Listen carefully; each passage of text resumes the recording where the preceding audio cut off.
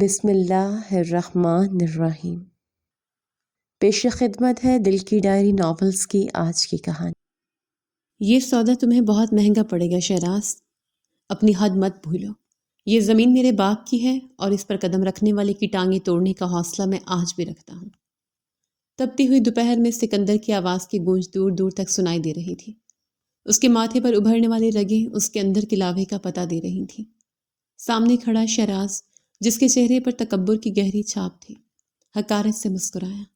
زمین اس کی ہوتی ہے سکندر، جس کی لاٹھی میں دم ہو، اور آج کل لاٹھی چودھری ہاشم کے ہاتھ میں ہے۔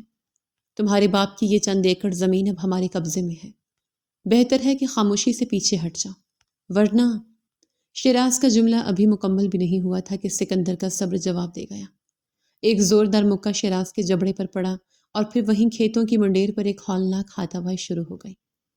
مٹی اڑ رہی تھی، گالیاں فضا میں زہر گھول رہی تھیں، اور غصے میں اندھے ہو چکے دونوں جوان ایک دوسرے کے خون کے پیاسے تھے۔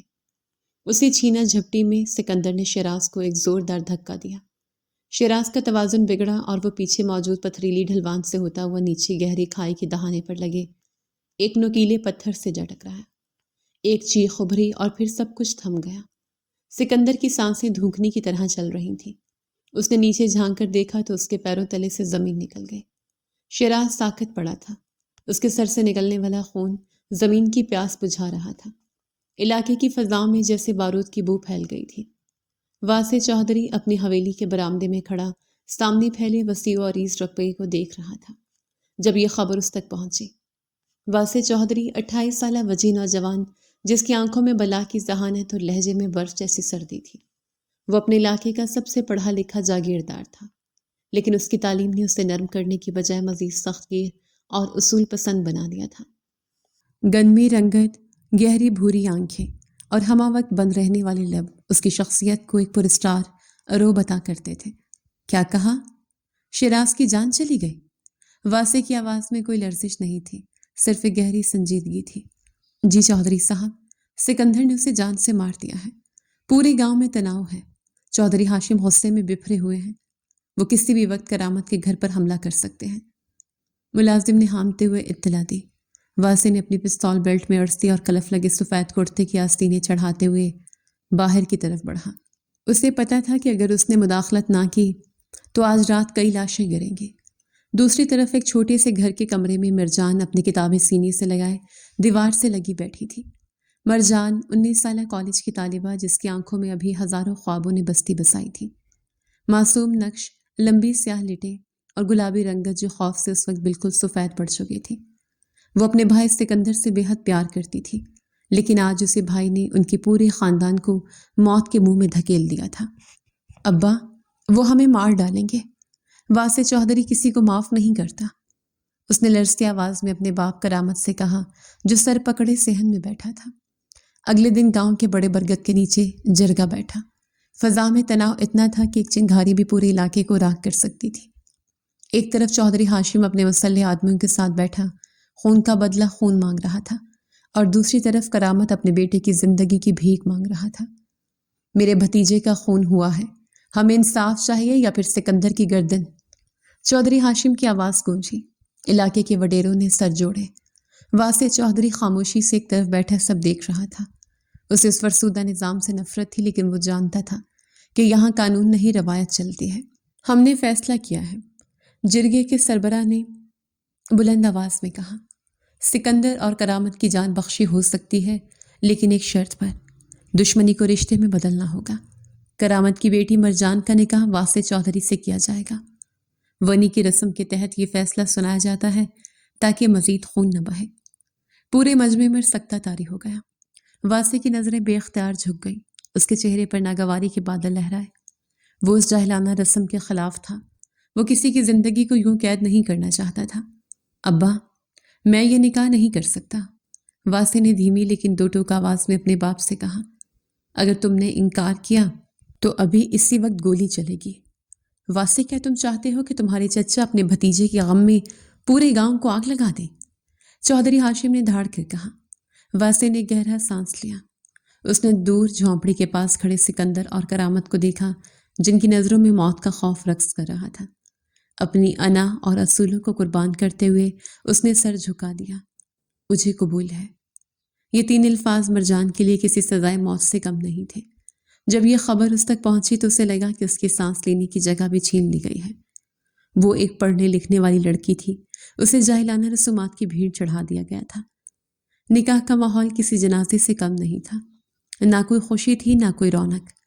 مرجان نے سرخ رنگ کا جوڑا تو پہنا تھا، لیکن اس کے چہرے پر موجود زردی اس کے اندرونی کیفیت کا پتہ دے رہی تھی۔ واسع چوہدری نے نکاح نامے پر دستخط تو کیے، اس کی قلم کی جنبش میں ایک عجیب سی تلخی تھی۔ نکاح کے فوراً بعد مرجان کو رخصت کر کے حویلی لایا گیا۔ واسع اسے اپنی گاڑی میں بٹھا کر لایا تھا، لیکن پورے راستے اس نے مرجان کی طرف دیکھا تک نہیں۔ حویلی کی بلند و بالا دیواریں مرجان کو ایک قید خانے کی طرح لگ رہی تھیں۔ سنو، واسع کی اسپاٹ آواز نے مرجان کو چونکا دیا۔ وہ حویلی کے برآمدے میں کھڑی تھی۔ تم اس حویلی میں میری بیوی بن کر نہیں آئی ہو، بلکہ اپنے بھائی کے گناہوں کا کفارہ بن کر آئی ہو۔ مجھے اس رشتے سے کوئی دلچسپی ہے اور نہ ہی تم سے۔ تمہاری جگہ حویلی کے اندرونی حصوں میں نہیں بلکہ پچھلی طرف بنے ان کمروں میں ہوگی جہاں کبھی پرانے ملازم رہا کرتے تھے۔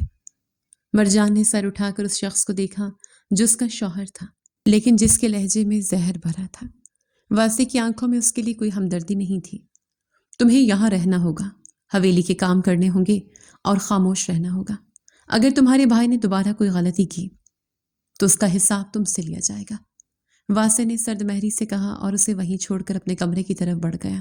مرجان کو حویلی کے ایک پسماندہ اور گرد آلود حصے میں منتقل کر دیا گیا۔ وہاں ایک ٹوٹا ہوا پلنگ اور ایک پرانی میز پڑی تھی۔ کھڑکی سے باہر ویرانہ نظر آتا تھا۔ مرجان نے اپنی کتابیں جو وہ اپنے ساتھ چھپا کر لائی تھی اس بوسیدہ میز پر رکھی۔ اس کی آنکھوں سے کانسو ٹپک کر کتاب کے سرورق پر گرا۔ اگلی صبح کا آغاز مرجان کے لیے کسی ڈراؤنے خواب سے کم نہیں تھا۔ واسع کی ماں زرینہ بیگم، جن کے چہرے پر سختی اور دل میں مرجان کے خاندان کے لیے شدید نفرت تھی، پو پھوٹتے ہی اس کے سر پر پہنچ گئی۔ او لڑکی، یہ کوئی تمہارے باپ کا گھر نہیں ہے جہاں دوپہر تک سوتی رہو گی۔ اٹھو اور حویلی کے صحن کی صفائی کرو۔ آج سے باورچی خانے کا سارا بھاری کام تمہارے ذمہ ہے۔ زرینہ بیگم نے حقارت سے اسے ٹھوکر مار کر جگایا۔ مرجان خاموشی سے اٹھی۔ اس نے احتجاج نہیں کیا نہ ہی روئی۔ اس نے اپنے دوپٹے کو کمر سے باندھا اور کام میں جٹ گئی۔ واسع بالکنی میں کھڑا نیچے صحن میں مرجان کو جھاڑو لگاتے دیکھ رہا تھا۔ اس کے ہاتھ میں کافی کا مگ تھا اور چہرے پر وہی تاثرات جو کسی سنگ مرمر کے بت کے ہوتے ہیں۔ بیٹا، تم نے اچھا کیا جو اسے اس کی اوقات یاد دلا دی۔ اسے پتا ہونا چاہیے کہ خون کا بدلہ کیا ہوتا ہے۔ زرینہ بیگم واسع کے پاس آ کر بولی۔ واسع نے اپنی ماں کی طرف دیکھا۔ امی، میرا ایک اصول یاد رکھیے گا، اس پر کوئی جسمانی سختی نہیں ہوگی۔ یہ میرے نکاح میں ہے، چاہے حالات جیسے بھی ہوں۔ میں اسے بیوی کا درجہ نہیں دے سکتا، لیکن میں اسے جانوروں کی طرح مارنے کی اجازت بھی نہیں دوں گا۔ زرینہ بیگم بڑبڑاتی ہوئی چلی گئی، لیکن واسع کی نظریں مرجان پر جمی رہی۔ اس نے دیکھا کہ مرجان کے ہاتھ نازک تھے۔ شاید اس نے کبھی ایسے سخت کام نہیں کیے تھے، لیکن اس کے کام کرنے کا انداز میں ایک عجیب سی نفاست اور وقار تھا۔ وہ جھک کر کام کر رہی تھی، مگر اس کی گردن میں عاجزی نہیں بلکہ ایک خاموش بغاوت تھی۔ دوپہر تک مرجان کے ہاتھ سرخ ہو چکے تھے اور اس کا سانس پھول رہا تھا۔ جب وہ کام ختم کر کے اپنے کمرے میں آئی تو وہاں شدید گرمی تھی، لیکن اس نے شکایت کرنے کے بجائے گھڑے سے پانی نکالا، ہاتھ منہ دھویا اور پھر اپنی وہی بوسیدہ میز صاف کر کے اپنی کتابیں کھول لیں۔ وہ جانتی تھی کہ یہ قید طویل ہو سکتی ہے، لیکن اس نے طے کر لیا تھا کہ وہ اپنے روح کو مرنے نہیں دے گی۔ وہ ایک ونی بن کر نہیں بلکہ ایک زندہ انسان بن کر یہاں رہے گی۔ واسع جو لائبریری جانے کے لیے وہاں سے گزرا، کھڑکی سے اسے پڑھتے ہوئے دیکھ کر رک گیا۔ اسے امید تھی کہ وہ رو رہی ہوگی یا کسی سے رحم کی اپیل کر رہی ہوگی، لیکن مرجان کا سکون سے کتاب کا ورق پلٹنا اسے گہرا جھٹکا دے گیا۔ اس لڑکی کی خاموشی میں ایک ایسی طاقت تھی جسے واسع پہلی بار محسوس کر رہا تھا۔ یہ اتنی آسانی سے ٹوٹنے والی نہیں ہے، واسع نے دل میں سوچا، اور اس کے لبوں پر ایک مبہم سی تقریباً نہ ہونے کے برابر مسکراہٹ ابھری۔ ایک ایسی مسکراہٹ جس میں دشمنی بھی تھی اور تجسس بھی۔ ادھر واسع کی انا کو کوہ گراں تھا اور ادھر مرجان کی وہ ہمت جو ٹوٹنے سے انکاری تھی۔ آغاز ہو چکا تھا ایک ایسی کشمکش کا جہاں جیت اور ہار کے فیصلے لفظوں سے نہیں بلکہ خاموش نظروں سے ہونے تھے۔ کیا واسع کی برف جیسی سردی مرجان کے حوصلے کی تپش کو سہ پائے گی؟ فیصلہ بھی مستقبل کے رحم و کرم پر تھا۔ حویلی کی فضاؤں میں اڑتی گرد کے پیچھے ایک ایسا مارکا جاری تھا جس میں ہتھیار نہیں بلکہ حوصلے لڑ رہے تھے۔ واسطے کا تکبر ایک بلند فصیل کی مانند تھا جسے مرجان اپنے خودداری کے تیشے سے پاش پاش کرنے کا عزم لیے ہوئے تھی۔ اب دیکھنا یہ تھا کہ فتح کس کی جھولی میں گرتی ہے، اس تنگ دل جاگیردار کی یا اس معصوم ونی کی جو اپنی روح بیچنے کو تیار نہ تھی۔ حویلی کے وسیع و عریض آنگن میں صبح کی پہلی کرن نے دستک دی تھی، لیکن مرجان کے لیے یہ روشنی کسی نئی امید کی بجائے مشقت کے ایک نئے سلسلے کا پیغام لائی تھی۔ اس کے ہاتھ جھاڑو کے سخت دستے کی گرفت سے نیلے پڑ چکے تھے، مگر اس کی آنکھوں میں وہ شکست نہیں تھی جس کی توقع اس حویلی کی باسیوں کو تھی۔ سنو لڑکی، یہ برآمدے چمکنے چاہیے۔ یہ چوہدریوں کی حویلی ہے، تمہارے باپ کا کچا مکان نہیں۔ زرینہ بیگم کی کرخت آواز فضا میں زہر گھول رہی تھی۔ وہ بالکنی میں کھڑی حقارت سے نیچے دیکھ رہی تھی۔ مرجان نے کوئی جواب نہیں دیا، بس اپنے دوپٹے کے پلو سے ماتھے پر آئے پسینے کی بوندیں پونچھی اور دوبارہ کام میں جٹ گئی۔ وہ جانتی تھی کہ اس کی خاموشی اس کی سب سے بڑی ڈھال ہے۔ واسع چودھری اپنے کمرے کی کھڑکی سے یہ منظر دیکھ رہا تھا۔ اس کے ہاتھ میں اخبار تھا، لیکن اس کی نظریں صحن میں موجود اس مجرم پر جمی تھی جو کسی شہزادی کی طرح وقار سے وہ نیچ کام کر رہی تھی جو عام طور پر یہاں کے ملازم بھی ٹالنے کی کوشش کرتے تھے۔ واسطے کی سرد آنکھوں میں تجسس کی ایک لہر ابھری۔ اسے لگا تھا کہ ایک دو دن کی یہ مشقت مرجان کو گڑ گڑانے پر مجبور کر دے گی۔ وہ واسطے کے پیروں میں گر کر معافی مانگے گی، لیکن یہاں تو معاملہ ہی الٹ تھا۔ دوپہر کے وقت جب حویلی پر ایک بوجھل خاموشی طاری تھی، مرجان نے ایک ایسا قدم اٹھایا جس کی توقع کسی نے نہیں کی تھی۔ وہ سیدھی واسطے کے کمرے کی طرف بڑھی۔ گارڈز نے اسے روکنے کی کوشش کی، لیکن اس کی نظروں کی کاٹ ایسی تھی کہ وہ پیچھے ہٹنے پر مجبور ہو گئے۔ واسطے اپنے اسٹڈی ٹیبل پر بیٹھا کچھ فائلز دیکھ رہا تھا جب دروازے پر دستک ہوئی۔ اندر آ جاؤ، اس نے بغیر سر اٹھائے سرد لہجے میں کہا۔ اسے لگا کوئی ملازم ہوگا۔ مجھے میری کتابیں اور کالج کا سامان واپس چاہیے۔ وہ آواز لہجے میں لرزش کے بجائے ایک عجیب سا ٹھہراؤ لیے ہوئے تھی۔ واسطے نے حیرت سے سر اٹھایا۔ سامنے مرجان کھڑی تھی۔ اس کے چہرے پر دھول کے کچھ نشان تھے، لیکن اس کی آنکھیں شعلے کی طرح روشن تھیں۔ واسطے نے کرسی کی پشت ٹیک لگائی اور ایک گہرا سانس لیا۔ ایک ونی کی حیثیت سے تم یہاں صرف کام کرنے آئے ہو، تعلیم حاصل کرنے نہیں۔ کتابیں تمہارے کسی کام کی نہیں ہیں۔ تعلیم کسی کی جاگیر نہیں ہوتی چودھری صاحب، اور نہ ہی قید اس پر پہرا بٹھا سکتی ہے۔ مرجان نے برابر کی چوٹ کی۔ میرے بھائی کے جرم کی سزا میں یہاں کاٹ رہی ہوں، لیکن میرے خواب اس سودے کا حصہ نہیں تھے۔ واسطے کی بھویں تن گئی۔ اس کے انا کو پہلی بار کسی نے اس حویلی میں چیلنج کیا تھا۔ اس نے ایک لمحے کے لیے سوچا، پھر اس کے لبوں پر ایک سفاک مسکراہٹ آئی۔ ٹھیک ہے، تمہیں تمہاری کتابیں مل جائیں گی، لیکن میری ایک شرط ہے۔ وہ اٹھا اور کھڑکی کی طرف چل دیا۔ حویلی کے مشرقی حصے میں ایک پرانی لائبریری ہے جو برسوں سے بند پڑی ہے۔ وہاں ہزاروں کتابیں مٹی تلے دبی ہیں، اور وہ پورا حصہ کسی کھنڈر کا منظر پیش کر رہا ہے۔ اگر تم نے ایک ہفتے کے اندر اس پوری لائبریری کو اکیلے ترتیب دے دیا، اسے صاف کر دیا اور ایک ایک کتاب کی کیٹلاگ بنا دی، تو میں خود تمہارا سامان تمہارے کمرے میں پہنچاؤں گا۔ مرجان نے ایک پل کے لیے بھی نہیں سوچا۔ مجھے منظور ہے۔ اگلے ہی لمحے مرجان اس خستہ حال لائبریری میں تھی جہاں مکڑی کے جالوں اور مٹی کی تہوں نے کتابوں کا دم گھونٹ رکھا تھا۔ یہ ایک ناممکن ٹاسک تھا، لیکن مرجان کے لیے یہ اس کی آزادی کی پہلی سیڑھی تھی۔ دن کام میں گزرتا اور راتیں لائبریری کی صفائی میں۔ واسطے اکثر رات کے پچھلے پہر اپنے برآمدے سے لائبریری کی کھڑکی میں جلتا ہوا وہ مدھم چراغ دیکھتا اور حیران ہوتا۔ اسے لگا تھا کہ وہ 2 دن میں ہار مان لے گی، لیکن مرجان تو جیسے فولاد کی بنی تھی۔ 5ویں دن واسطے خود لائبریری میں داخل ہوا۔ وہ منظر دیکھ کر اس کے قدم وہیں جم گئے۔ جو جگہ کسی کباڑ خانے جیسی تھی، اب وہ ایک شاہکار لگ رہی تھی۔ کتابیں موضوعات کے حساب سے ترتیب دی جا چکی تھیں۔ لکڑی کے پرانے ریک چمک رہے تھے اور فضا میں مٹی کے بجائے پرانے کاغذوں اور ایک ہلکی سی خوشبو کا احساس تھا۔ مرجان ایک اونچی سیڑھی پر چڑھی سب سے اوپر والے خانے میں کتابیں رکھ رہی تھی۔ واسطے کی آہٹ پر وہ مڑی۔ اس کا چہرہ تھکن سے نڈھال تھا، لیکن اس کی آنکھوں میں فتح کی چمک تھی۔ کام مکمل ہو گیا چودھری صاحب، اب اپنی شرط پوری کیجیے۔ وہ سیڑھی سے نیچے اترتے ہوئے بولی۔ واسطے نے کچھ نہیں کہا، بس خاموشی سے پوری لائبریری کا چکر لگایا۔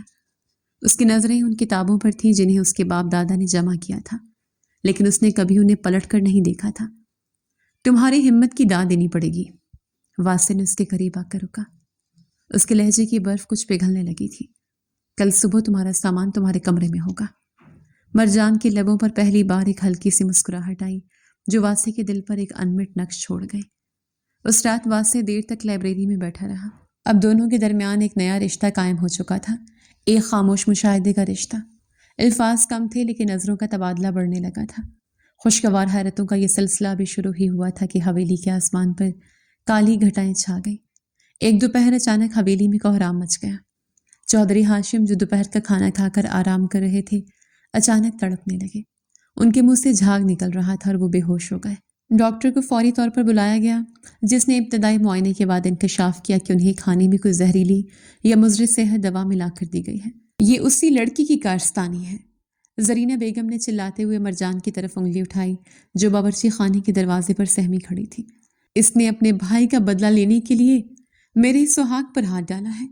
اسے ابھی اسی وقت پولیس کے حوالے کرو واسے۔ حویلی کے ملازم اور گارڈز مرجان کو نفرت بھری نظروں سے دیکھنے لگے۔ واسے جس کے چہرے پر اس وقت قیامت جیسی سختی تھی مرجان کے سامنے آ کر کھڑا ہو گیا۔ کیا تم نے یہ کیا ہے؟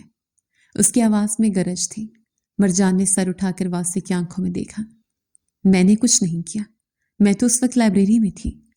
جھوٹ بول رہی ہے یہ کھانا اسی نے تیار کرنے میں مدد کی تھی۔ زرینہ بیگم نے مزید آگ بھڑکائی۔ واسے نے ایک لمحہ مرجان کے چہرے کو پڑھنے کی کوشش کی جہاں خوف تو تھا مگر چور نہیں تھا۔ اس نے گہرا سانس لیا اور اپنے آدمی کو حکم دیا، مرجان کو اس کے کمرے میں بند کر دو۔ جب تک میں خود تفتیش مکمل نہیں کر لیتا یہ یہاں سے باہر نہیں نکلے گی، اور اگر یہ مجرم ثابت ہوئی۔ اس نے جملہ ادھورا چھوڑا مگر اس کی آنکھوں کی سرخی سب کچھ کہہ رہی تھی۔ مرجان کو زبردستی کھینچ کر اس کے پسماندہ کمرے میں لے جایا گیا اور باہر سے تالا لگا دیا گیا۔ واسے وہیں کھڑا رہا، اس کی مٹھیاں بھینچی ہوئی تھیں۔ اسے نہیں معلوم تھا کہ وہ مرجان کو بچانا چاہتا ہے یا اسے سزا دینا، لیکن اس نے فیصلہ کر لیا تھا کہ وہ سازش کی تہہ تک ضرور جائے گا۔ حویلی میں اب سازش کی بو پھیلی ہوئی تھی اور مرجان جو ابھی اپنی ایک جنگ جیت کر آئی تھی اب ایک نئی اور خطرناک ترین تہمت کی زد میں تھی۔ کیا واسے مرجان کو اس الزام سے بچا پائے گا یا زرینہ بیگم کی نفرت جیت جائے گی؟ وقت کی بساط پر مہرے بچ چکے تھے، جہاں ایک طرف واسے کی سنگ مرمر جیسی بے حسی تھی اور دوسری طرف مرجان کی وہ خاموش بغاوت جو خاموشی سے اپنا راستہ بنانا جانتی تھی۔ یہ جنگ محض ایک قید کی نہیں تھی بلکہ ایک فرسودہ نظام کے سامنے سر اٹھا کر جینے کی تڑپ تھی جس کا انجام ابھی تقدیر کے نہا خانوں میں چھپا ہوا تھا۔ حویلی کے پچھلے حصے کے اس بوسیدہ کمرے میں جہاں ہوا بھی دستک دے کر داخل ہوتی تھی مرجان دیوار سے ٹیک لگائے بیٹھی تھی۔ باہر تالا لگا تھا اور اندر اس کے حوصلے کی زنجیریں اب بھی مضبوط تھیں۔ اسے معلوم تھا کہ سازش کے جال بننے والے ماہر ہیں، لیکن اسے یہ بھی معلوم تھا کہ واسے چودھری جتنا سخت گیر ہے اتنا ہی انصاف پسند بھی ہے۔ وہ میری آنکھوں میں دیکھ کر میرا سچ پہچان چکا ہے۔ مرجان نے خود کلامی کی۔ اس کے ماتھے پر تپش بڑھ رہی تھی لیکن اس کا دل پر سکون تھا۔ دوسری طرف حویلی کے مرکزی ہال میں قیامت برپا تھی۔ زرینہ بیگم کی آواز در و دیوار سے ٹکرا رہی تھی۔ واسے تم اب بھی خاموش ہو؟ اس لڑکی نے تمہارے باپ کو زہر دینے کی کوشش کی ہے اور تم تفتیش کا ڈھونگ رچا رہے ہو۔ اسے پولیس کے حوالے کرو یا پھر حویلی سے دھکے دے کر نکال دو۔ واسے جو صوفے پر بیٹھا لیپ ٹاپ پر کچھ فائلز دیکھ رہا تھا اس نے نہایت سکون سے سر اٹھایا۔ اس کی آنکھوں میں برف جیسی ٹھنڈک تھی جو زرینہ بیگم کے غصے کی تپش کو کم کرنے کے لیے کافی تھی۔ امی، جذبات سچ تک پہنچنے میں سب سے بڑی رکاوٹ ہوتے ہیں۔ ڈاکٹر نے کہا ہے کہ ابا کے کھانے میں آرسینک کی معمولی مقدار ملائی گئی تھی جو آہستہ آہستہ اثر کرتی ہے۔ مرجان یہاں 15 دن سے آئی ہے جبکہ ابا کی طبیعت مہینوں سے خراب تھی۔ واسے کی آواز میں چھپی منطق نے زرینہ بیگم کو ایک پل کے لیے ساکت کر دیا۔ واسے اٹھا اور حویلی کے پرانے ملازم رحمت علی کی طرف مڑا جو 40 سال سے اس خاندان کا وفادار سمجھا جاتا تھا۔ رحمت علی 55 سالہ دبلا پتلا شخص جس کی آنکھوں میں ضرورت سے زیادہ عاجزی تھی جو اکثر جھوٹ کو چھپانے کا لبادہ ہوتی ہے۔ رحمت چچا، آپ تو ابا کے سب سے قریب رہے ہیں، کیا آپ نے کبھی کسی مشکوک شخص کو باورچی خانے کے آس پاس دیکھا؟ واسے نے نہایت نرمی سے پوچھا لیکن اس کی نظریں رحمت کے تھر تھراتے ہاتھوں پر جمی تھیں۔ نہیں چودھری صاحب، میں تو بس صاحب کی خدمت میں رہتا تھا۔ رحمت کی آواز لڑکھڑائی۔ واسے کے لبوں پر ایک شفاف مسکراہٹ آئی۔ اس نے اپنی جیب سے ایک چھوٹی سی شیشی نکالی جو اسے رحمت کے کوارٹر کی تلاشی کے دوران ملی تھی۔ یہ وہ دوا ہے رحمت چچا جو ابا کے خون میں ملی ہے۔ اور حیرت کی بات یہ ہے کہ یہ شیشی آپ کے تکیے کے نیچے سے ملی ہے۔ اب کیا آپ مجھے بتائیں گے کہ مخالف جاگیردار ملک ارسلان نے آپ کو کتنی قیمت پر خریدا تھا؟ حال میں سکتہ طاری ہو گیا۔ رحمت علی واسع کے پیروں میں گر گیا اور گڑ گڑا کر سب اگلنے لگا۔ سازش بے نقاب ہو چکی تھی۔ زرینہ بیگم کی زبان کو جیسے تالا لگ گیا تھا۔ مرجان بے گناہ تھی اور اصل مجرم حویلی کا سب سے وفادار ملازم وہ نکلا تھا۔ واسع نے رحمت علی کو قانون کے حوالے کرنے کا حکم دیا اور خود سیدھا اس پسماندہ کمرے کی طرف بڑھا جہاں مرجان قید تھی۔ اس نے تالا کھولا تو اندر کا منظر دیکھ کر اس کا دل جیسے کسی نے مٹھی میں دبا لیا۔ مرجان فرش پر ڈھیر تھی۔ اس کا چہرہ بخار کی شدت سے تمتما رہا تھا اور سانسیں اکھڑ رہی تھیں۔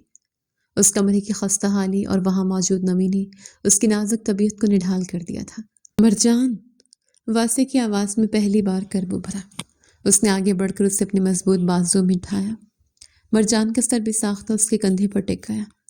واسع کو پہلی بار احساس ہوا کہ وہ کتنی کمزور اور نحیف لگ رہی تھی۔ وہ اسے اٹھا کر برآمدے سے ہوتا ہوا حویلی کے سب سے بہترین مہمان خانے کی طرف بڑھا جہاں شاہانہ آسائشیں موجود تھیں۔ واسع، یہ تم کیا کر رہے ہو؟ اسے یہاں کیوں لا رہے ہو؟ زرینہ بیگم اسے روکنے کی کوشش کی۔ واسع نے رک کر اپنی ماں کی آنکھوں میں دیکھا۔ اسے یہاں لانا اس کا حق ہے امی۔ چودھریوں کی حویلی میں کسی کو بیماری سے جان ہارنے کے لیے نہیں چھوڑا جاتا، خاص طور پر اسے جس پر ہم نے جھوٹی تہمت لگائی ہو۔ اس نے مرجان کو نرم بستر پر لٹایا اور شہر سے بہترین ڈاکٹر بلوایا۔ پوری رات واسع خود اس کمرے میں موجود رہا۔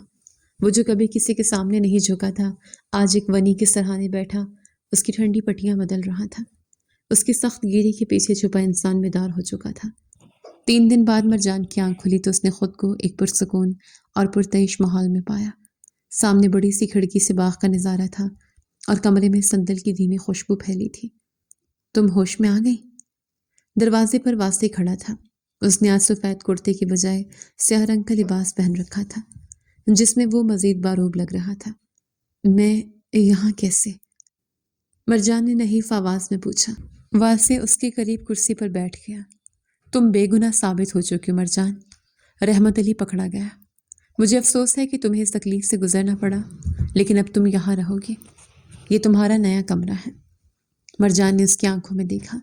وہاں اب وہ نفرت نہیں تھی جو پہلے دن تھے۔ شکریہ چودھری صاحب، آپ نے انصاف کیا۔ انصاف میرا فرض تھا، احسان نہیں، واسع نے سرد مہری سے کہا، لیکن اس کی نظریں مرجان کے چہرے پر تھم سی گئی تھیں۔ اب تمہیں اپنی صحت کا خیال رکھنا ہوگا۔ شام کے سائے گہرے ہو رہے تھے جب مرجان تھوڑی بہتر محسوس کرنے لگی۔ اس نے دیکھا کہ واسع لائبریری میں بیٹھا کچھ کام کر رہا ہے۔ وہ خاموشی سے اٹھی، باورچی خانے میں گئی اور بڑی محنت سے کافی تیار کی۔ ملازمہ نے اسے روکنا چاہا لیکن مرجان نے مسکرا کر اسے پیچھے ہٹا دیا۔ وہ ٹرے لے کر لائبریری میں داخل ہوئی۔ واسع نے سر اٹھا کر اسے دیکھا۔ تمہیں آرام کرنا چاہیے تھا، اس نے ٹوکا۔ میں نے سوچا کہ آپ کی لائبریری کو اتنا وقت دینے کا صلہ ایک کپ کافی تو ہو سکتا ہے۔ مرجان نے کافی کا کپ اس کے سامنے رکھا۔ واسع کو کسی کے ہاتھ کی بنی چیزیں جلدی پسند نہیں آتی تھیں، لیکن اس کافی کی خوشبو ہی الگ تھی۔ اس نے خاموشی سے کپ اٹھایا اور ایک گھونٹ بھرا۔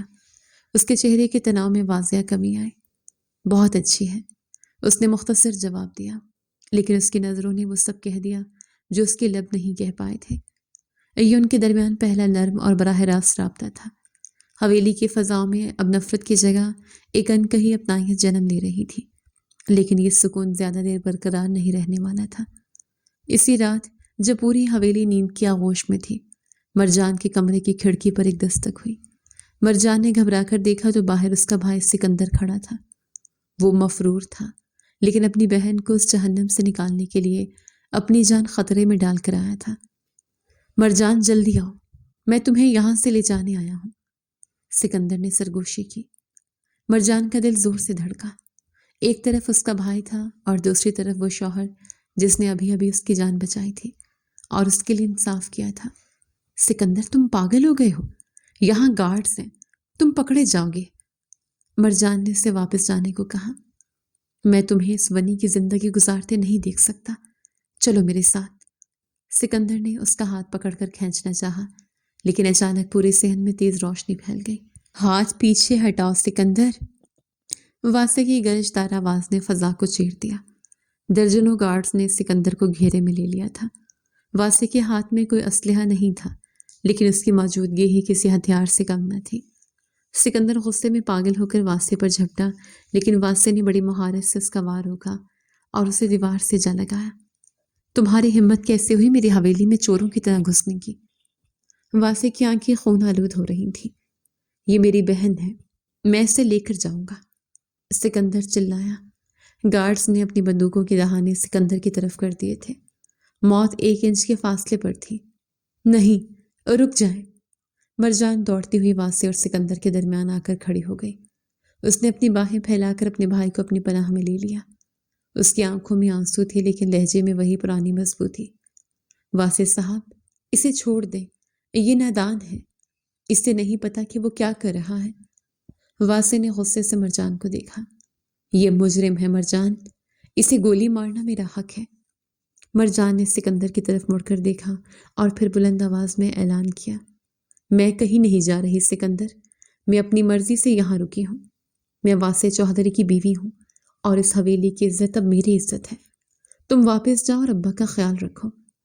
پورے صحن میں سکتہ طاری ہو گیا۔ سکندر حیرت سے اپنی بہن کو دیکھ رہا تھا اور واسع کا غصہ جیسے برف کی طرح پگھلنے لگا۔ مرجان نے اسے بچانے کے لیے نہیں بلکہ واسع کے مان کو بچانے کے لیے یہ فیصلہ کیا تھا۔ واسع نے گہرا سانس لیا اور اپنے آدمیوں کو اشارہ کیا، اسے چھوڑ دو اور اسے بخیرت گاؤں کی سرحد سے باہر چھوڑ کر آؤ۔ اگر یہ دوبارہ یہاں نظر آیا تو پھر میری گولی اس کا مقدر ہوگی۔ سکندر کو زبردستی وہاں سے لے جایا گیا۔ مرجان وہیں فرش پر بیٹھ کر رونے لگی۔ واسع اس کے پاس جھکا اور اپنا ہاتھ اس کے کندھے پر رکھا۔ تم نے اسے بچا لیا مرجان، اور شاید مجھے بھی ایک اور خون کرنے سے روک لیا۔ اس رات واسع کو معلوم ہو گیا کہ مرجان صرف ایک منی نہیں بلکہ وہ اس کی زندگی کا وہ حصہ بن چکی ہے جسے اب وہ خود سے الگ نہیں کرنا چاہتا۔ کیا مرجان کے اس فیصلے کے بعد زرینہ بیگم کا رویہ بدلے گا؟ اور کیا ہوگا جب واسع مرجان کو سب کے سامنے اپنی بیوی تسلیم کرے گا؟ اس رات کی سیاہی نے حویلی کے در و دیوار پر وہ نقش ضبط کر دیے تھے جنہیں مٹانا اب کسی کے بس میں نہ تھا۔ مرجان کا اپنے بھائی کے سامنے واسع کا مان رکھنا اور اپنی مرضی سے اس قید کو اپنا گھر قرار دینا واسع کے اندر کے اس سخت گیر جاگیردار کو پاش پاش کر گیا تھا جو اب تک اسے صرف ایک ونی سمجھتا رہا تھا۔ اب وہاں صرف ایک شوہر تھا جس کے دل میں اپنی شریک حیات کے لیے پہلی بار عقیدت اور محبت کے دیے روشن ہوئے تھے۔ اگلی صبح جب سورج کی پہلی کرن نے حویلی کے بلند میناروں کو چھوا تو فضا بدلی سی تھی۔ واسع نے ناشتے کی میز پر پورے خاندان کو جمع ہونے کا حکم دیا۔ حویلی کے بڑے ہال میں ایک بوجھل خاموشی طاری تھی جسے صرف برتنوں کے ٹکرانے کی آوازیں توڑ رہی تھیں۔ واسع چوہدری جس کے چہرے پر آج ایک غیر معمولی سکون اور آنکھوں میں فولادی عزم تھا، اپنی نشست سے اٹھا۔ اس نے ایک نظر اپنی ماں زرینہ بیگم پر ڈالی اور پھر اس خالی کرسی پر جو اب تک مرجان کے لیے کبھی نہیں لگائی گئی تھی۔ آج سے اس حویلی کا نقشہ بدلے گا۔ واسع کی آواز پورے حال میں گونجی۔ مرجان اس گھر کی بہو ہے اور میری باقاعدہ بیوی۔ اسے وہی عزت اور مقام ملے گا جو چوہدریوں کی عورتوں کو حق ہے۔ اب سے وہ کسی پسماندہ کمرے میں نہیں بلکہ میرے ساتھ مرکزی حصے میں رہے گی۔ اگر کسی نے اسے نیچا دکھانے یا اسے ونی کہہ کر پکارنے کی کوشش کی تو وہ مجھ سے برا کوئی نہ پائے گا۔ زرینہ بیگم کے ہاتھ سے چائے کا کپ چھوٹتے چھوٹتے بچا۔ واسع، یہ تم کیا کہہ رہے ہو؟ وہ ایک قاتل کی بہن ہے، وہ ونی بن کر آئی ہے، وہ میرا مان بن کر آئی امی، اور میرے فیصلے پر اب کوئی بحث نہیں ہوگی، واسع نے دو ٹوک لہجے میں کہا اور حال سے باہر نکل گیا۔ مرجان جو برآمدے کے کونے میں کھڑے یہ سب سن رہی تھی، اس کی آنکھوں سے خوشی کے آنسو چھلک پڑے۔ یہ پہلی بار تھا جب کسی نے اس کے وجود کو تسلیم کیا تھا۔ واسع اس کے پاس سے گزرا، ایک لمحے کو رکا اور اس کی آنکھوں میں دیکھ کر دھیمی آواز میں بولا، تیار ہو جا مرجان، آج سے تمہاری نئی زندگی کا آغاز ہے۔ وقت نے پڑ لگا کر اڑنا شروع کر دیا۔ حویلی میں مرجان کا حکم چلتا تھا لیکن اس نے اپنی طاقت کا استعمال کسی کو دبانے کے لیے نہیں بلکہ سب کا دل جیتنے کے لیے کیا۔ اسی دوران واسع نے مقامی الیکشن میں حصہ لینے کا فیصلہ کیا۔ یہ ایک بڑا چیلنج تھا کیونکہ مخالفین اس کے سخت رویے کو ہتھیار بنا کر اس کے خلاف پروپیگنڈا کر رہے تھے۔ ایک رات واسع اپنے آفس میں پریشان بیٹھا تھا جب مرجان فائلز کا ایک پلندہ لے کر اندر داخل ہوئی۔ آپ کے انتخابی مہم کے لیے کچھ حکمت عملی تیار کی ہے، اگر آپ دیکھنا چاہیں تو مرجان نے فائل اس کے سامنے رکھی۔ واسع نے حیرت سے اسے دیکھا۔ جب اس نے فائل کھولی تو اس کی آنکھیں کھلی کی کھلی رہ گئی۔ مرجان نے نہ صرف علاقے کے مسائل کی فہرست تیار کی تھی بلکہ ان کے حل کے لیے ایسی تقاریر لکھی تھی جو کسی بھی انسان کے دل کو چھو لیے۔ اس نے واسع کی سخت گیری کو انصاف پسندی کا رنگ دے کر پیش کیا تھا۔ مرجان، یہ سب تم نے کیا ہے؟ واسع کے لہجے میں تحسین تھی۔ میری تعلیم صرف کتابوں تک محدود نہیں تھی چودھری صاحب، میں نے اپنے لوگوں کی آنکھوں میں بسے خوابوں کو پڑھنا بھی سیکھا ہے، مرجان نے اعتماد سے جواب دیا۔ اس دن کے بعد سے مرجان واسع کی انتخابی مہم کا باقاعدہ حصہ بن گئے۔ دونوں مل کر دیر رات تک کام کرتے، کبھی چائے کے کپ پر بحث ہوتی تو کبھی مستقبل کے منصوبوں پر۔ ان کے درمیان ایک مضبوط ذہنی اور جذباتی رشتہ قائم ہو رہا تھا جس کی بنیاد اب سمجھوتا نہیں بلکہ باہمی احترام تھا۔ اسی دوران حویلی میں ایک نیا طوفان داخل ہوا جس کا نام تھا ردا۔ ردا واسع کی خالہ زاد بہن، شہر کی پڑھی لکھی لیکن انتہائی حاسد اور متکبر لڑکی۔ سنہری رنگت، جدید لباس اور آنکھوں میں بسا غرور اس کی شخصیت کا حصہ تھا۔ وہ شروع سے ہی واسع سے شادی کی خواہش مند تھی اور اسے یقین تھا کہ واسع کسی ونی کو کبھی قبول نہیں کرے گا۔ جب ردا حویلی آئی اور اس نے مرجان کو واسع کے قریب دیکھا تو اس کے اندر حسد کی آگ بھڑک اٹھی۔ واسع، مجھے یقین نہیں آ رہا کہ تم نے اس دیہاتی لڑکی کو اپنے سر پر چڑھا لیا ہے، ردا نے ایک شام ڈرائنگ روم میں واسع سے کہا۔ واسع نے سرد مہری سے جواب دیا، وہ میری بیوی ہے ردا، اور اس کی ذہانت کا مقابلہ تم جیسے لوگ نہیں کر سکتے۔ بہتر ہوگا کہ تم اپنی حد میں رہو۔ ردا نے دانت پیس لیے۔ اس نے طے کر لیا تھا کہ وہ مرجان کو واسع کی نظروں سے گرا کر رہے گی۔ اس نے ایک گھناؤنی سازش تیار کی۔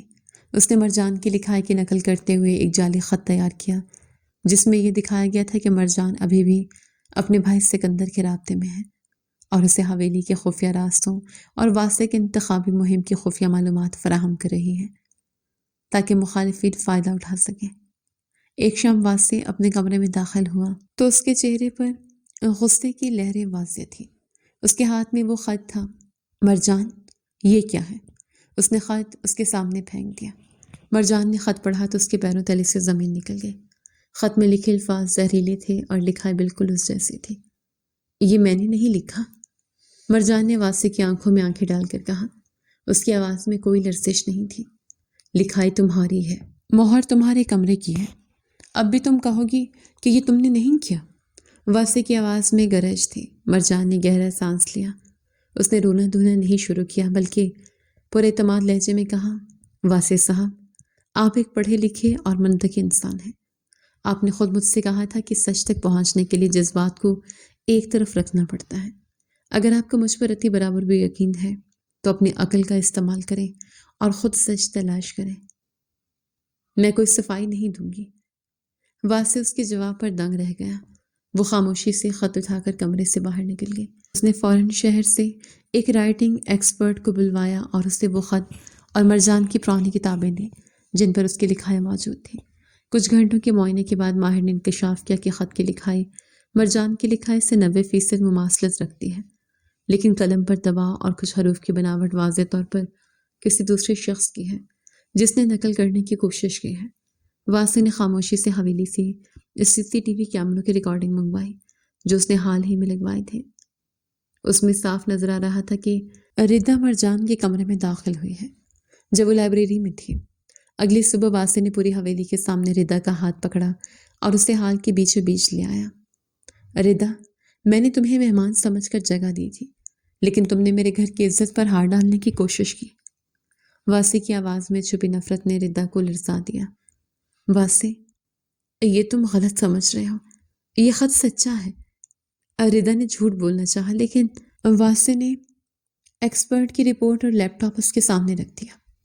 جھوٹ کی عمر بہت مختصر ہوتی ہے ردا، تم نے مرجان کو گرانے کے لیے یہ سب کیا لیکن تم نے یہ ثابت کر دیا کہ تم اس کے پیروں کی خاک کے برابر بھی نہیں ہو۔ ابھی اسی وقت میری حویلی سے نکل جاؤ اور دوبارہ کبھی یہاں قدم مت رکھنا۔ واسع نے فیصلہ سنا دیا۔ ردا ذلیل و خوار ہو کر حویلی سے نکل گئی۔ واسع مرجان کے پاس گیا جو خاموشی سے سب دیکھ رہی تھی۔ مجھے معاف کر دو مرجان، میں نے ایک لمحے کے لیے تم پر شک کیا۔ واسع نے شرمندگی سے سر جھکا لیا۔ مرجان نے اس کا ہاتھ تھاما۔ شک انسان کی فطرت ہے واسع، لیکن سچ کا ساتھ دینا آپ کی صفت ہے۔ میں خوش ہوں کہ آپ نے اپنی عقل سے کام لیا۔ اس واقعے نے ان کے درمیان کی آخری دیوار بھی گرا دی تھی۔ اب وہ ایک دوسرے کے لیے ناگزیر ہو چکے تھے، لیکن ابھی کہانی کا سب سے بڑا موڑ باقی تھا۔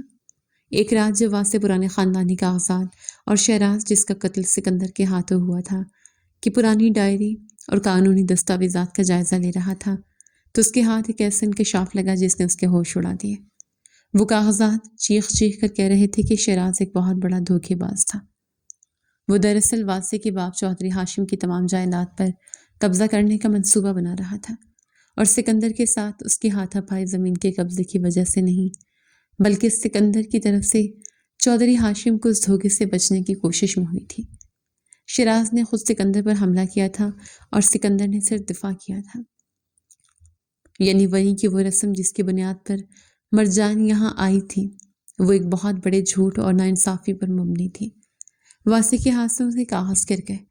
خداوند، ہم نے ایک بے گناہ خاندان کے ساتھ کتنا بڑا ظلم کیا۔ کیا واسع اس سچ کو سب کے سامنے لائے گا؟ اور کیا مرجان اس انکشاف کے بعد واسع کو چھوڑ کر چلی جائے گی؟ سچ کی اپنی ایک تپش ہوتی ہے جو جھوٹ کے مضبوط ترین کلوں میں بھی پگھلانے کی طاقت رکھتی ہے۔ واسع چودھری جو برسوں سے اپنی انا اور خاندانی روایات کے حصار میں قید تھا، آج اس سچ کے سامنے سے بے بس کھڑا تھا۔ وہ کاغذات جو اس کے ہاتھ میں تھے محض قانونی دستاویزات نہیں، بلکہ اس کے روح پر ایک بوجھ تھے۔ اسے احساس ہوا تھا کہ جس لڑکی کو وہ مجرم سمجھ کر سزا دیتا رہا، وہ تو اس کے خاندان کی محسنہ کے بھائی کی بہن تھی، جسے ایک مکار شخص کی سازش کی بھین چڑھا دیا گیا تھا۔ ہر رات کے پچھلے پہر حویلی کے در و دیوار پر ایک گہرا سناٹا طاری تھا، لیکن واسع کی آنکھوں سے نیند کوسوں دور تھی۔ وہ لائبریری میں بیٹھا ان کاغذات کو دیکھ رہا تھا جو شیراز کی اصل حقیقت بیان کر رہے تھے۔ شیراز جسے سب مظلوم سمجھ رہے تھے، دراصل چودھری ہاشم کی تمام جائیداد ہڑپ کرنے کے لیے جعلی پاور آف اٹرنی تیار کر چکا تھا۔ سکندر کو اس بات کا علم ہو گیا تھا، اور اس دن کھیتوں میں ہونے والا جھگڑا محض زمین کا تنازع نہیں بلکہ شیراز کے اس مکروہ منصوبے کو بے نقاب کرنے کی کوشش تھی۔ شیراز کی موت ایک حادثہ تھا جو اپنے دفاع میں پیش آیا تھا۔ مرجان، میں نے تمہارے ساتھ کتنا بڑا ظلم کیا۔ واسع نے کرب سے آنکھیں موند لی۔ اگلی صبح واسع نے غیر معمولی قدم اٹھایا۔ اس نے پورے علاقے کے معززین اور جرگے کے اراکین کو اسی برگد کے نیچے جمع ہونے کا حکم دیا جہاں ونی کا فیصلہ ہوا تھا۔ حویلی میں کھلبلی مچ گئی تھی۔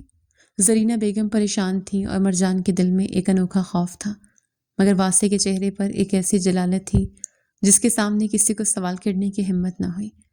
جرگہ گاہ میں لوگوں کا ہجوم تھا۔ چودھری ہاشم جو کافی حد تک صحت یاب ہو چکے تھے، اپنی مخصوص نشست پر براجمان تھے۔ واسع مجمع کے بیچ میں آ کر کھڑا ہوا۔ اس کی وجیح شخصیت میں آج ایک عجیب سا ٹھہراؤ اور سچائی کا نور تھا۔ آج میں یہاں ایک جاگیردار کی حیثیت سے نہیں بلکہ ایک گواہ کی حیثیت سے کھڑا ہوں۔ واسع کی بلند آواز فضا میں گونجی۔ ہم نے ایک جھوٹ کی بنیاد پر ایک معصوم لڑکی کی زندگی کا سودا کیا۔ شیراز جسے ہم نے مقتول مانا وہ دراصل ایک غاصب تھا جو میرے باپ کی جائیداد ہڑپنا چاہتا تھا۔ یہ رہے وہ ثبوت، وہ خطوط اور وہ کاغذات جو شیراز کے اپنے ہاتھ کے لکھے ہوئے ہیں۔ پورے مجمع پر سکتہ طاری ہو گیا۔ واسع نے ایک ایک کر کے تمام ثبوت پیش کیے۔ لوگوں کے سر ندامت سے جھکنے لگے۔ چودھری ہاشم کے چہرے پر حیرت اور دکھ کے سائے لہرائے۔ اس لیے واسع نے مرجان کی طرف دیکھا جو دور کھڑی لرز رہی تھی۔ میں آج سب کے سامنے اعلان کرتا ہوں کہ سکندر بے گناہ تھا اور یہ ونی کی رسم باطل ہے۔ یہ نکاح جو زبردستی اور جھوٹ کی بنیاد پر ہوا تھا، اس کی اب کوئی قانونی یا اخلاقی حیثیت نہیں۔ مرجان، تم آج سے آزاد ہو۔ تم چاہو تو اسی وقت اپنے گھر واپس جا سکتی ہو۔ میں تمہارے خاندان سے اس ناانصافی پر معافی مانگتا ہوں۔ ایک لمحے کے لیے ایسے لگا جیسے وقت تھم گیا ہو۔ مرجان نے واسع کو دیکھا۔ اس کی آنکھوں میں آزادی کی خوشی سے زیادہ بچھڑنے کا دکھ تھا۔ واسع کا یہ فیصلہ پورے علاقے میں ایک تہلکہ مچا چکا تھا۔ فرسودہ روایات کے علمبرداروں کے چہروں پر غصہ تھا، جبکہ عام لوگوں کی آنکھوں میں واسع کے لیے احترام بڑھ گیا تھا۔ جرگہ ابھی ختم ہی ہوا تھا کہ اچانک فضا میں گولی کی آواز گونجی۔ شیراز کے کچھ حامی اور مخالف جاگیردار کے تنخواہ دار غنڈے جو واسع کی بڑھتی ہوئی مقبولیت اور سچائی سے خوفزدہ تھے، انہوں نے ہجوم پر حملہ کر دیا۔ واسع بچو! مرجان کی چیخ ابھری۔ ایک مسلح شخص واسع پر حملہ کرنے کے لیے لپکا۔ واسع نے اسے روکنے کی کوشش کی لیکن دوسرے شخص نے پیچھے سے وار کرنا چاہا۔ مرجان اپنی جان کی پرواہ کیے بغیر واسع کے سامنے آ گئی۔ حملہ آور کا خنجر واسع کے بازو اور کندھے کو زخمی کر گیا اور وہ خون میں لت پت ہو کر گر پڑا۔ گارڈز نے جوابی کارروائی کی اور حملہ آوروں کو دبوچ لیا، لیکن واسع شدید زخمی ہو چکا تھا۔ مرجان دیوانہ وار اس کے پاس پہنچی اور اس کا سر اپنی گود میں رکھ لیا۔ اس کے سفید دوپٹے پر واسع کا خون پھیل رہا تھا، مگر اسے اس کی کوئی فکر نہیں تھی۔ واسع صاحب آنکھیں کھولیں، پلیز! مرجان کی آواز ہچکیوں میں دب گئی۔ آپ مجھے چھوڑ کر نہیں جا سکتے۔ آپ نے کہا تھا نا کہ میں آزاد ہوں، تو میں اپنی آزادی کے بدلے آپ کی زندگی مانگتی ہوں۔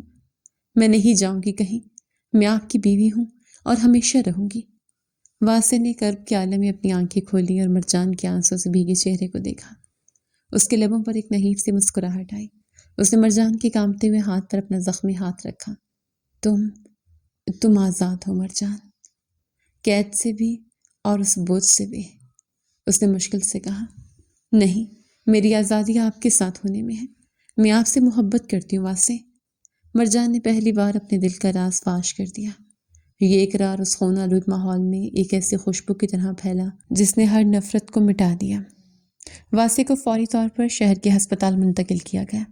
کئی گھنٹوں کے آپریشن کے بعد جب اسے ہوش آیا تو اس نے دیکھا کہ مرجان اب بھی اس کے سرہانے موجود تھی۔ اس کی آنکھوں کے نیچے سیاہ حلقے تھے لیکن چہرے پر ایک عزم تھا۔ چوہدری ہاشم اور زرینہ بیگم بھی وہاں موجود تھے۔ زرینہ بیگم کی آنکھوں میں مرجان کے لیے نفرت نہیں بلکہ شرمندگی اور ممتا تھی۔ انہوں نے آگے بڑھ کر مرجان کے سر پر ہاتھ رکھا۔ بیٹا، ہمیں معاف کر دینا، ہم نے تمہیں پہچاننے میں بہت دیر کر دی۔ تم واقعی اس گھر کی عزت ہو۔ زرینہ بیگم کی آواز بھیگ رہی تھی۔ واسع نے مرجان کی طرف ہاتھ بڑھایا۔ مرجان نے خاموشی سے اس کا ہاتھ تھام لیا۔ کیا تم نے واقعی سچ کہا تھا؟ واسع نے دھیمی آواز میں پوچھا۔ کیا تم اس سخت گرجا گردار کے ساتھ زندگی گزارنے کو تیار ہو؟ مرجان نے مسکرا کر جواب دیا۔ آپ سخت گیر ضرور ہیں لیکن آپ کا دل اس حویلی کی زمین میں زیادہ وسیع ہے۔ میں اس واسع چوہدری کے ساتھ رہنا چاہتی ہوں جس نے ایک ونی کو اس کا وقار واپس دلایا۔ کچھ ہفتوں بعد واسع اور مرجان واپس حویلی آئے۔ اب حویلی کا ماحول بالکل بدل چکا تھا۔ لائبریری اب ان کے بیٹھنے کی پسندیدہ جگہ بن چکی تھی جہاں وہ مل کر علاقے کی ترقی کے منصوبے بناتے تھے۔ واسع نے اپنی انتخابی مہم میں کامیابی حاصل کی اور اسمبلی میں پہنچ کر پہلا بل ونی جیسی فرسودہ رسومات کے خاتمے کے لیے پیش کیا۔ علاقے میں اب واسع اور مرجان کی محبت کے قصے نہیں بلکہ ان کے انصاف کے چرچے تھے۔ سکندر اب فخر سے سر اٹھا کر چلتا تھا اور کرامت کا گھرانہ دوبارہ خوشحال ہو چکا تھا۔ ایک سہانی شام واسع اور مرجان حویلی کی بالکنی میں کھڑے غروب آفتاب کا نظارہ کر رہے تھے۔ ٹھنڈی ہوا مرجان کے لٹوں سے کھیل رہی تھی۔ واسع نے اسے اپنی پناہ میں لیتے ہوئے کہا، کبھی کبھی ہم جس راستے کو اپنی بربادی سمجھتے ہیں وہی ہماری منزل کا راستہ نکلتا ہے۔ ونی کی وہ رسم ایک گناہ تھی لیکن اس نے مجھے تم جیسی نعمت سے ملا دیا۔ مرجان نے اس کے کندھے پر سر رکھا اور دور افق پر پھیلتی لالی کو دیکھنے لگی۔ نفرت کا سفر ختم ہوا واسع، اب صرف محبت کا راج ہے۔ حویلی کے بلند و بالا مینار اب کسی قید خانے کا عکس نہیں بلکہ ایک ایسی داستان عشق گواہ تھے جس نے روایات کی زنجیریں توڑ کر سچ اور انصاف کی نئی بنیاد رکھی تھی۔ علاقے سے ونی کی رسم ہمیشہ کے لیے دفن ہو چکی تھی اور اس کی جگہ ایک ایسی روشنی نے لے لی تھی جو آنے والی نسلوں کے لیے ایک مثال تھی۔